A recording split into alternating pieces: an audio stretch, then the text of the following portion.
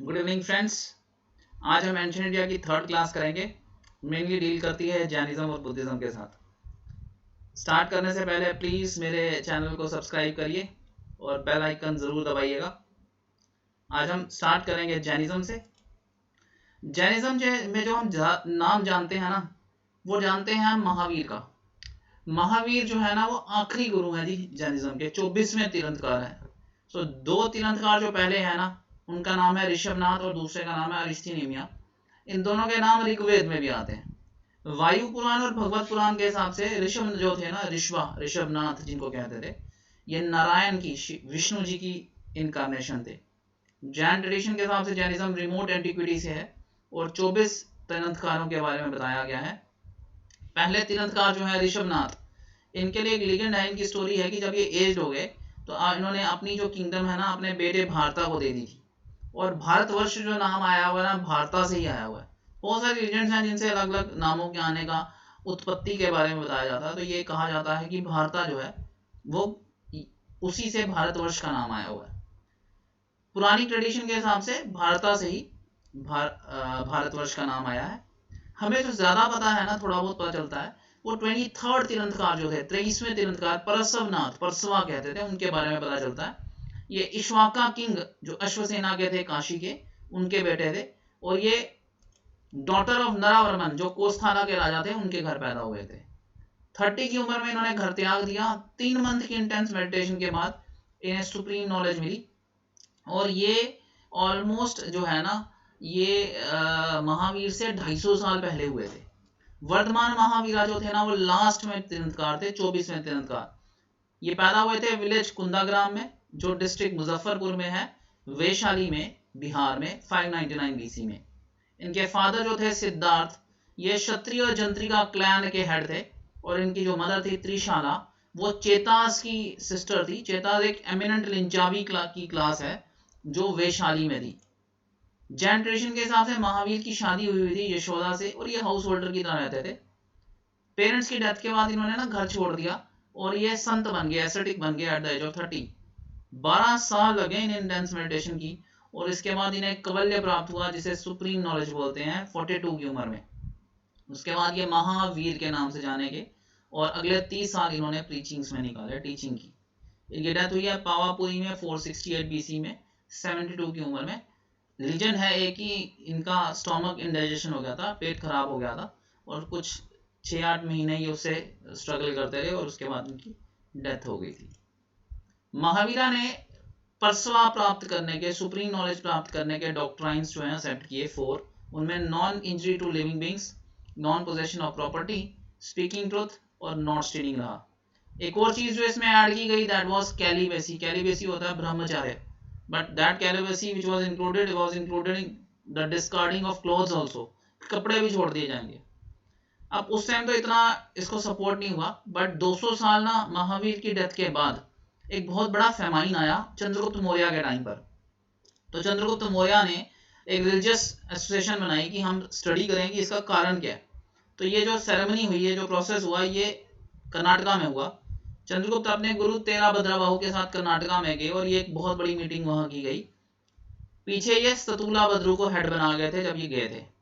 इस कन्वोकेशन में, इस काउंसिल में ये माना गया, जो कर्नाटका में हुई, कि celibacy is an important part of the Jainism, और इसको छोड़ा नहीं जा सकता, इसको इंक्लूड करना पड़ेगा। 5th सेंचुरी एडी में ना फिर एक फर्दर रीअरेंजमेंट हुआ, और वहां से अल्टीमेटली एग्री किया गया कि भाई जो भी मॉन्क बनेंगे उन्हें कपड़े छोड़ने पड़ेंगे। बट पीछे जो था मेघधा में, वहां तो सफेद कपड़े पहनने शुरू कर दिए थे। तो इस तरह 2 सेक्ट बन गए। एक जो सफेद कपड़े पहनता है उन्हें श्वेतांबर्स बोलते हैं, और एक जो कपड़े त्याग देता है उन्हें दिगंबर्स बोलते हैं। तो there are 2 sects in Jainism. Jainism की तरह बुद्धिज्म, अब बुद्धिज्म के बारे में पढ़ते हैं। जैनिज्म की तरह बुद्धिज्म भी ना एक क्षत्रिय ने शुरू किया।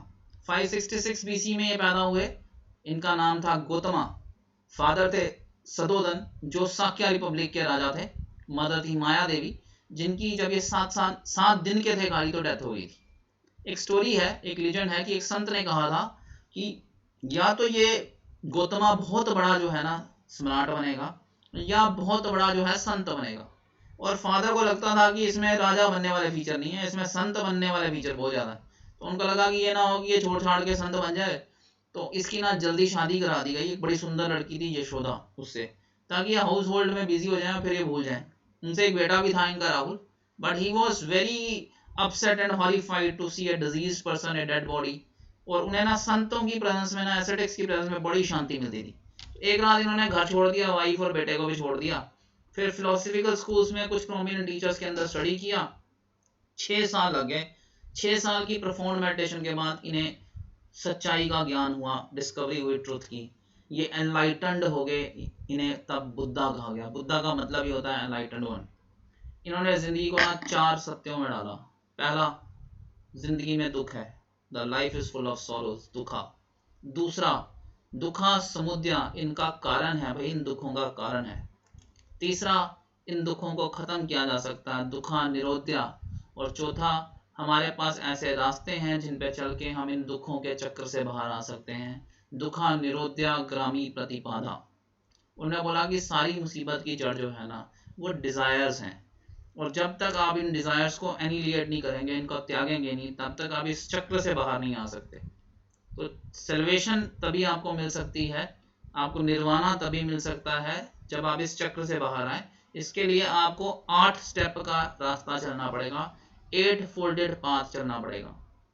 Right speech, right action, right means of livelihood, right exertion, right mindfulness, right meditation, right resolution and right view. Buddha ने इसको समराइज किया 3 वर्ड्स में, शिला समाधि प्रज्ञा। शिला राइट कंडक्ट, समाधि राइट कंसंट्रेशन, प्रज्ञा राइट नॉलेज। अगर शिला सही है, समाधि सही है, तो राइट कंसंट्रेशन सही है, राइट कंडक्ट सही है, तो प्रज्ञा अपने आप ही मिलेगा, राइट नॉलेज अपने आप मिलेगी। The first two leads to the third. और बुद्धा ने बोला कोई एक्सट्रीम पाथ फॉलो करने की जरूरत नहीं है, you can follow a middle path and you can reach to the goals. Buddha को ज्ञान प्राप्त होने के बाद उन्होंने डियर पार्क, जो कि मॉडर्न सनाथ में है, काशी में पहला भाषण दिया था, जिसने धर्म चक्र को चला दिया। That is called set in motion the wheel of law. Buddha ने वेदास की सुप्रीमेसी को डिनाई किया, उसकी वजह से जो ब्राह्मणों ने सुप्रीमेसी अडॉप्ट की थी उसको भी डिनाई किया था। बुद्धा के फॉलोअर्स 2 कैटेगरीज में आते हैं। एक जो घर में रह के बुद्धिज्म फॉलो करते हैं, उन्हें उपासक बोलते हैं। दूसरे जो संत बन जाते हैं, मॉन्क्स बन जाते हैं, उन्हें भिक्षुस कहते हैं। इसमें वुमेन भी अलाउड है, इन्हें भिक्षुनीज कहा जाता है। और ये मिलकर ना एक ग्रुप की फॉर्म में रहते हैं जिसे संघ कहा जाता है। संघ में कोई जाति नहीं होती, कोई वर्ण नहीं होता, सबके पास बराबर के राइट्स होते हैं। बुद्धा की डेथ ना 80 की उम्र में 486 बीसी में कुशीनगर में हुई। और कहा जाता है कि बुद्धा का एक डिसाइपल ही था जो उनसे नाराज था, फिर वो एग्री हुआ। बहुत सारे लीजेंड्स हैं। फिर वो एग्री हुआ, उसने बुद्धा को डिनर पे बुलाया, एक खाने पे बुलाया, और उस खाने में ना वाइल्ड मशरूम बनाए गए थे। वो वाइल्ड मशरूम जो थे वो पॉइजनस थे, जिसकी वजह से उनकी डेथ हो गई। अब ये जानबूझ के किया गया या बाई चांस हुआ, इसकी कोई प्रूफ नहीं है, but that the stories are there with the death also. Cremation के बाद ना बुद्धा की एशेस को ना उनके फॉलोअर्स में बांट दिया गया। उनको कैस्केट्स में रख के उनके ऊपर ना स्तूप बना दिए गए। सांची स्तूप एक लाइव एग्जांपल है जिसके अंदर बुद्धा की एशेस है। अच्छा, किताबें पता होनी चाहिए जो बुद्धिज्म के साथ कनेक्टेड हैं। That are called Tripitakas. 3 Tripitaka है, सूता पिताका, विनायक पिताका, अभिधामा पिताका। सूता पिताका में मोस्टली जो बुद्धा ने खुद डिस्कोर्स दिए हैं वो लिखे हुए हैं, इस रिलीजन के प्रिंसिपल हैं। और श्रीपुत्रा, आनंदा और मंगोलना ने जो कहा हुआ वो इसमें लिखा हुआ है। ये बाद में हेड्स रहे हुए हैं काउंसिल्स के। विनायका पितामला में रूल्स रेगुलेशन दी हुई है बुद्धा की जो प्रमलगेट की। और संघ कैसे डेवलप होता है वो बताया हुआ है। लाइफ और टीचिंग बुद्धा की वो बताई हुई है। अभिधामा पितामह जो है ना, इसमें फिलॉसफी है बुद्धा की टीचिंग्स की, और माइंड और मैटर का जो रिलेशनशिप है ना उसको इन्वेस्टिगेट करने की कोशिश की गई है। 4 बुद्धिस्ट काउंसिल हुई हैं जी। वेरी इंपॉर्टेंट क्वेश्चन, बहुत बार इसमें क्वेश्चन आया हुआ है। फर्स्ट बुद्धिस्ट काउंसिल, राजा था अजातशत्रु, प्रेसिडेंट थे काउंसिल के महाकश्यप उपाली। 483 बीसी में बुद्धा की डेथ के बाद हुआ। जगह थी सातापानी राजागृह। सेकंड बुद्धा को बुद्धिस्ट काउंसिल, राजा थे कालासोका, उनके टाइम पे काउंसिल के हेड बने साबा कामी। ये बुद्धा की डेथ के 1 सेंचुरी के बाद हुई। जगह थी वैशाली वहां पर। थर्ड बुद्धिस्ट काउंसिल, राजा थे अशोका, उनके टाइम पे हुई। मंगोली पुत्र तीसरा उसके हेड थे, 250 बीसी में हुई। जगह थी पाटलिपुत्र पटना वहां पर। फोर्थ बुद्धिस्ट काउंसिल कनिष्का के टाइम पर हुई। हेड थे वासुमित्रा, सपोर्ट की थी उन्हें अश्वघोषा ने। 72 एडी सेंचुरी में हुई है। कश्मीर में हुई थी, फोर्थ बुद्धिस्ट काउंसिल कश्मीर में हुई थी। तो वेरी इंपॉर्टेंट है, इस पे क्वेश्चन आते हैं। प्लीज इन दोनों सेक्शंस को आराम से करिए और डिटेल में करिएगा, याद करिए। कंटेंट जो हम करा रहे हैं ये मिनिमम कंटेंट है to know about Buddhism and Jainism, इतना तो हर बंदे को पता होना चाहिए भाई। खत्म करने से पहले मेरा प्रिंसिपल है कि मैं हमेशा एक मोटिवेशनल स्टेप पे खत्म करूंगा। B stronger than your excuses, बहाने से ज्यादा आप ताकतवर होने चाहिए। बहाने इतने ताकतवर नहीं होने चाहिए आपके जितने आप होने चाहिए। So don't give excuses for your fall. जो एक्सक्यूजेस देते हैं वो जीतते नहीं है कभी भी, और जीतने वाले कभी एक्सक्यूजेस नहीं देते, right. So B stronger than your excuses. आज हम इतना ही करेंगे। Thank you. नेक्स्ट लेक्चर में अगला कंटेंट करेंगे जी। बाय।